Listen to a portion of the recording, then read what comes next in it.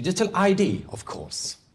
A system that won't allow us to do anything without have this ID. Restrictions everywhere if we don't follow. And space is a big part of this agenda.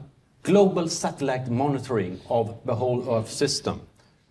And we also have the idea of creating a futures lab where we want to filtrate all data in this system in order to predict human behavior patterns and climate risk.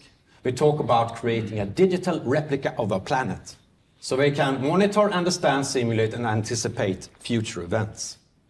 So that's why we need to digitize it. And also this control of information, the Ministry of Truth. And they state here, the ability to cause large-scale disinformation and undermine scientifically established facts is an existential risk to humanity.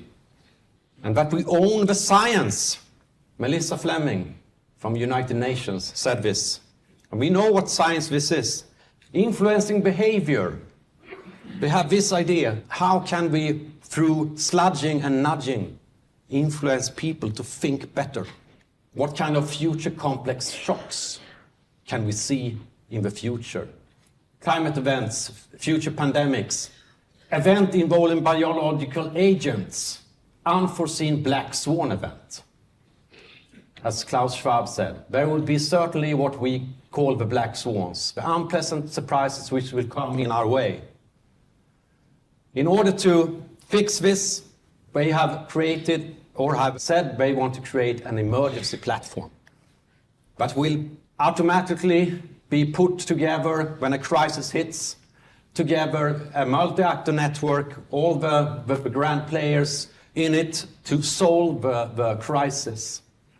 We talk about Global Health Threats Council, and that they want to have a new global surveillance system to handle the pandemics. But we also want to save the whole planet. The Global Commons Alliance, a big plan for a small planet. It's an initiative by the Rockefeller Philanthropy Advisors, the super rich foundations. They want to achieve a system of more or less total control of the Earth system with planetary stewardships. It's all about technology, of course, and the scientific management of a planet to lead us to this zero-carbon future. Schwab has said, who master those technologies in some way will be the master of the world.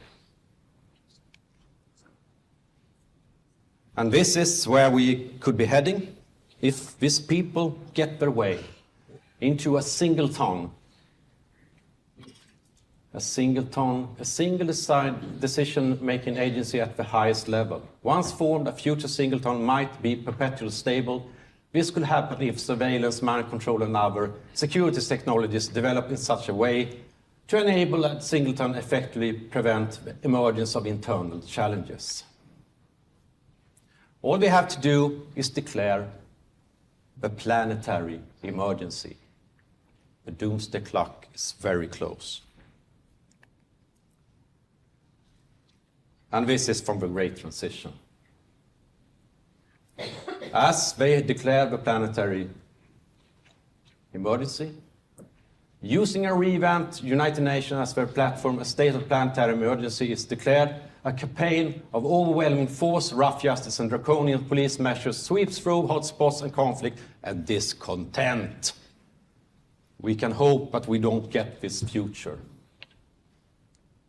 And I don't think they will succeed. This is their idea of a digital world brain.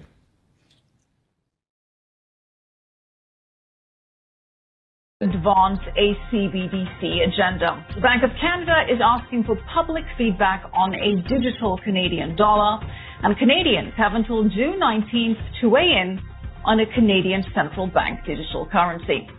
Meanwhile, in Brazil, the central bank is readying plans to launch a CBDC as soon as 2024. The Central Bank of Montenegro recently announced a pilot project for a CBDC with Ripple. In the UK, Prime Minister Rishi Sunak has been very supportive of focusing on developing a CBDC, and the Bank of England seems to be moving forward with work on a digital pound, as evidenced by job postings with CBDC-related titles posted on the bank's website. The Bank of England says it is well advanced in the building and implementation of a new central bank real-time payment system. And similarly, the U.S. Federal Reserve has announced that its FedNow instant 24/7 payment network will be fully launched in July. Now, this is widely seen as laying the groundwork or facilitating a CBDC. And keep in mind that in March of 2022, U.S. President Joe Biden issued Executive Order 14067, which facilitates the development of digital assets, including CBDCs. So, just to recap, generally speaking, a central bank digital currency is the digital form of a country's fiat currency. A CBDC is issued and regulated by a nation's monetary authority or central bank. It is programmable, so it can be modified to work or not work in certain transactions, and it allows authorities to monitor every single payment made and received, obliterating financial privacy and anonymity. Now, supporters of CBDCs claim that they will prevent money laundering, deter criminal activities, help maintain law and order, and that they will improve the speed and security of transactions, can be used to fine-tune monetary policy, and allow for financial inclusion. Critics warn that CBDCs are the ultimate tool of control, censorship, and surveillance. Well, either way, 11 countries have already launched a CBDC, and 114 countries are in various stages of development. Tyrannical society. Torres warns that the EU's new digital ID is the next step in a process in which the government in Brussels will micromanage every aspect of people's lives. This is what makes the difference between a tyranny and democracy. When you know everything about what your government does, that's democracy. When the government knows everything about you, that is tyranny. Dale Hurd, CBN News. Are we together on that, my friends?